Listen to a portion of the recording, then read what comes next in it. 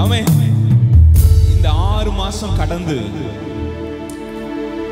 ஒரு குறைவு இல்லாம என்னை தேவன் நடத்தி வருகிறார். எனக்கு தேவைகள் ஏராளம் இருந்தாலும் தேவைகளுக்கு மத்தியில தேவன் என்னை நடத்தி அந்த தேவைகள் எல்லாம் சந்திக்கும்படிக்கு என்னை நடத்தி வருகிறார்னு சொல்றவங்க மாத்திரம் இந்த வருஷம் முழுவதிலும் அவர் ஏகோவாயிரா இருக்கிறார் அப்படின்னு சொல்றவங்க மாத்திரம் எல்லாம் கரங்களை உயர்த்தி ஏகோவாயிரே ஏகோவாயிரே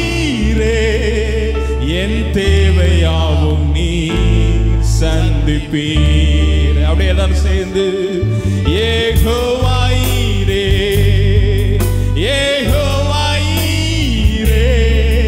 என் தேவையாவும் நீர் சந்திப்பீர்.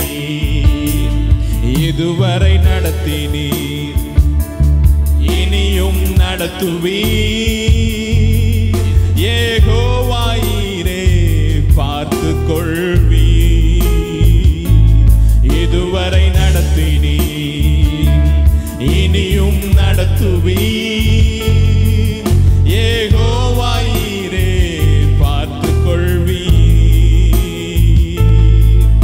ஏகோவாயிரே ஏகோவாயிரே என் தேவையாவும் நீர் சந்திப்பீர். ஏகோவாயிரே ஏகோவாயிரே என் தேவையாவும் நீர் சந்திப்பீர். கடந்து வந்த பாதையை நான் பார்க்கிறேன். நீர் சுமந்து வந்ததை நான் உணர்கிறேன்.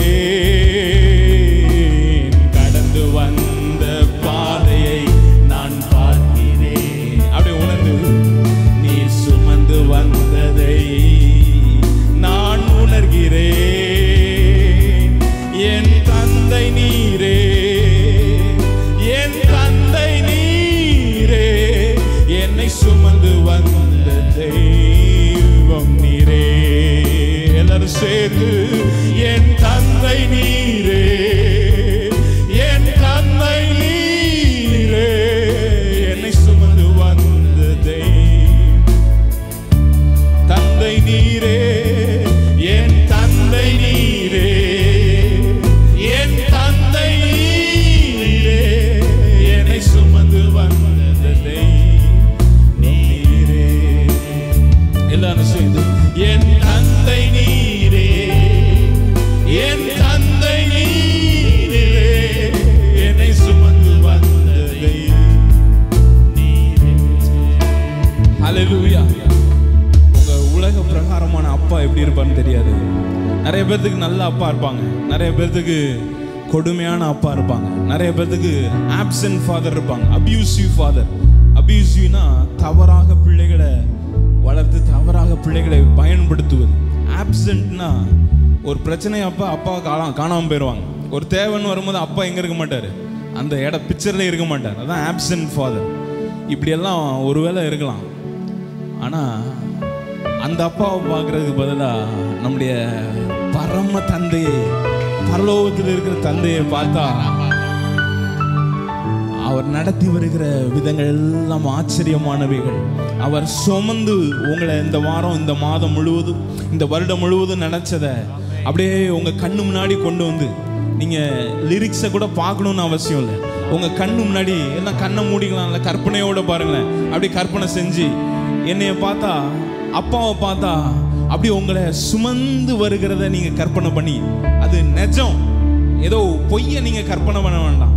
உங்களை சுமந்து வந்ததை இந்த காலை வேளையில அப்படியே நீங்க கற்பனை பண்ணி எல்லாம் கரங்களை உயர்த்தி, ஓ கடந்து வந்த பாதையை நான் பார்க்கிறேன். நீ சுமந்து வந்ததை நான் உணர்கிறேன். எல்லாரும் சேர்ந்து கடந்து வந்த பாதையை நான் பார்க்கிறேன். சுமந்து வந்ததை நான் உணர்கிறேன்.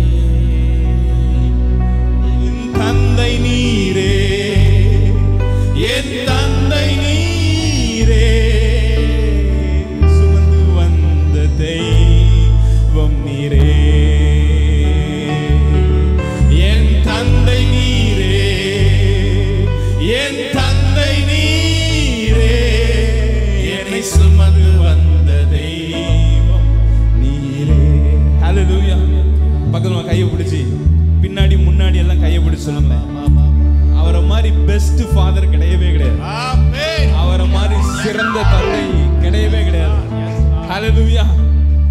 ஹalleluya.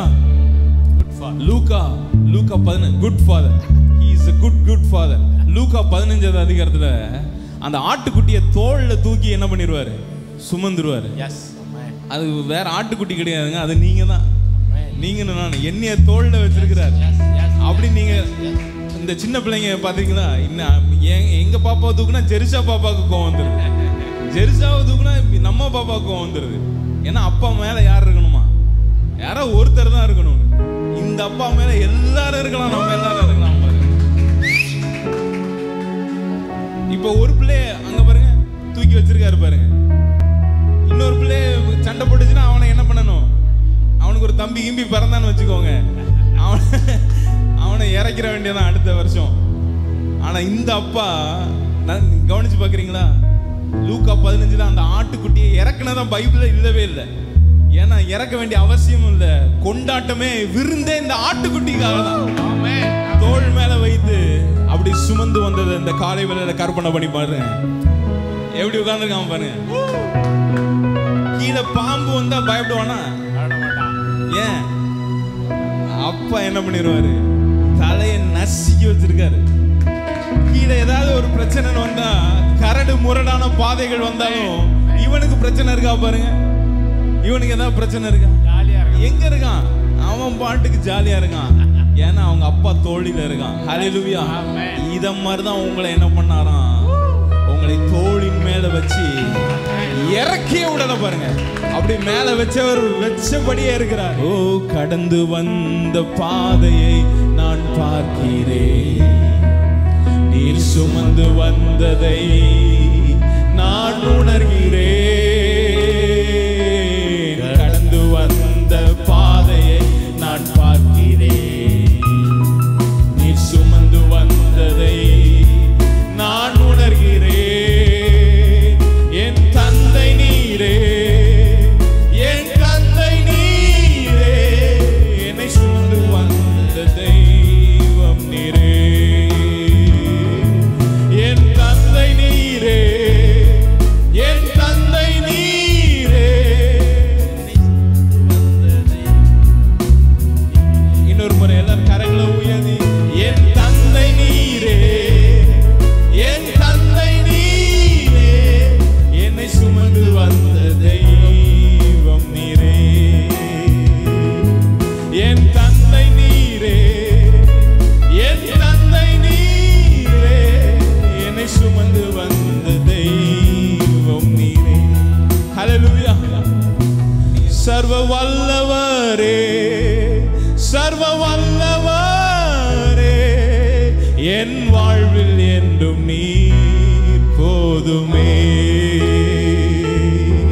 சர்வ வல்லவரே, சர்வ வல்லவரே, என் வாழ்வில் என்றும் போதுமானவரே.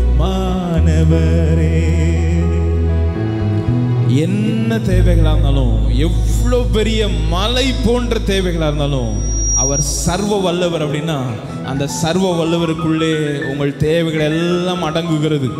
அவரால் முடியாத இம்பாசிபிலிட்டி எதுவுமே கிடையாது. Nothing is impossible.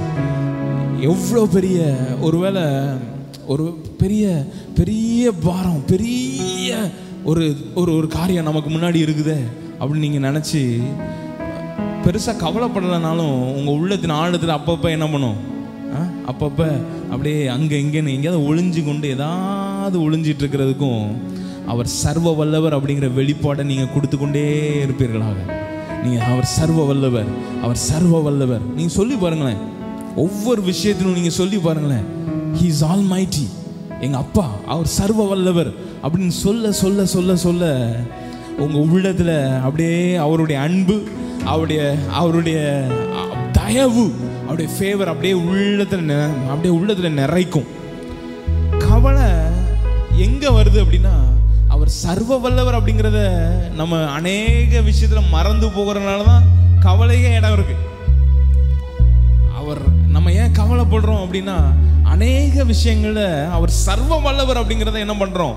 நம்ம மறந்து விடுகிறோம். அவர் சர்வ வல்லவராக இருந்தாலும் அவர் எனக்கு செய்வாரா அப்படிங்கிறது நிறைய பேருக்கு கேள்வி. அவர் சர்வ வல்லவர், நான் நம்புகிறேன், ஆனால் எனக்கு செய்வாரா அப்படின்னு நிறைய கேள்வி இருக்கு. பக்கத்தில் உங்க கைப்பிடி சொல்லுங்க, உங்களுக்கு செய்யாம வேற யாருக்கு இந்த உலகத்தில் செய்ய போறாரு? யெகோவா ஈரே கார் தருவாரா? யெகோவா ஈரே கார் தருவார். யெகோவா ஈரே தேவைகளை மாத்திரம் சந்திக்க மாட்டார், உங்க விருப்பங்களையும் சந்திக்க முடியும் அவரால். யெகோவா ஈரே எல்லாவற்றையும் சந்திக்க முடியும். யெகோவா ஈரே அப்படின்னு சொல்லிட்டாலே அதுக்குள்ள எல்லாம் என்ன ஆகும்? எல்லாம் அடங்கும். நீங்க கார் வாங்கிட்டு வந்து அன்னைக்கு பார்த்தா இன்னும் அடுத்து என்ன கேட்கலாம் அப்படின்னு தான் தோணும். நீ அடுத்து என்ன வாங்கலாம் அப்படின்னு தான் தோணும். யெகோவா ஈரேனா உங்கள் தேவைகள் எழும்புவதற்கு முன்பதாகவே ரெடியாக வச்சிட்டு இருக்கிறாருன்னு அர்த்தம். ஆபிரகாம் மோரியா மலைக்கு அப்படியே நடந்து போறான்.